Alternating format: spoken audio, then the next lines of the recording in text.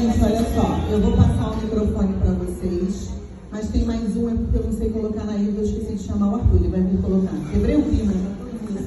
Entrou falando no microfone. Enquanto isso, vocês vão dividir, mas aí ele vai microfonar a Ilva com o headset aí, tá bom? Vamos começar então com a Alana. Alana, conta pra gente como é possível a mulher estar nesta passagem da quarta para a quinta e ainda estar atenta a auxiliar as suas famílias nesse processo. É um desafio? Vocês têm visto, né, aqui o desafio. Eu que estava aqui com as minhas duas filhas, a gente tem que equilibrar todos esses papéis, né? E eu acho que uma das grandes coisas que a gente precisa fazer é começar a ensinar desde pequeno a realidade, né? O que realmente está acontecendo no mundo, em que universo a gente está vivendo.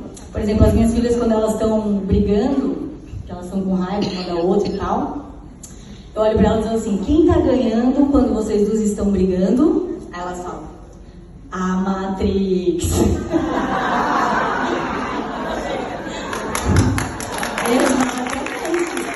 Elas já estão ligadas na Matrix, elas já estão ligadas que a frequência é baixa.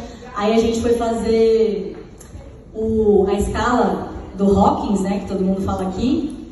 Fui fazer com elas a escala do Hawkins, desenhei fiz aquele desenho e tal, mostrei pra ela toda a tabela das emoções e tudo mais. Sim. E aí elas vêm eu brava, às vezes, e me chamam pra geladeira, que foi onde a gente pulou o negócio. Falam assim: mamãe, você tá aqui agora. Agora vamos subir pra cá? Então, né, todo mundo já tá nesse processo na minha casa. Desde que elas nasceram, elas já têm essa consciência das frequências.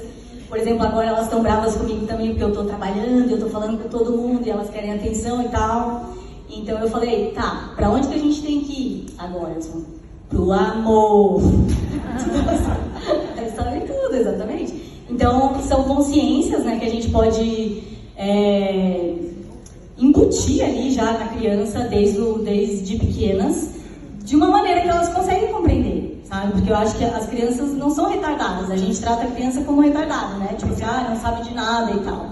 Pelo contrário, elas entendem muito mais coisas que a gente em muitos outros níveis, né?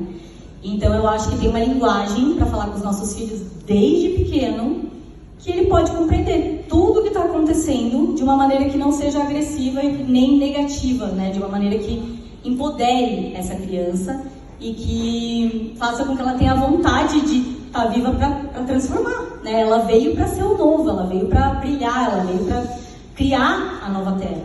Então, que ela seja empoderada nesse sentido.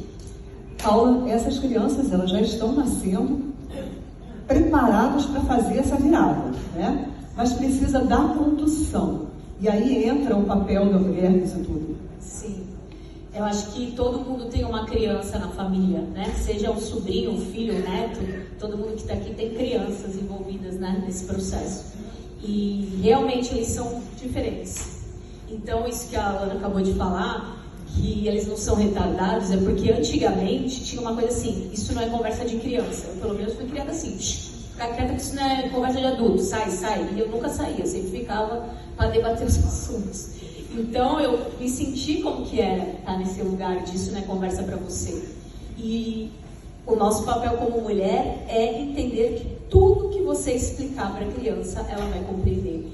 Tudo, sem exceção. E ela sempre vai te chamar para esse lugar depois. Vai ser o teu gatilho de repreensão. Quando você cai, o teu próprio filho, tua própria filha, neto, subiu, vai dizer: opa, e aquilo ali que você me ensinou? Acho que não tá legal, mãe, vó, tia. Então, assim, o nosso papel é ensinar os caminhos.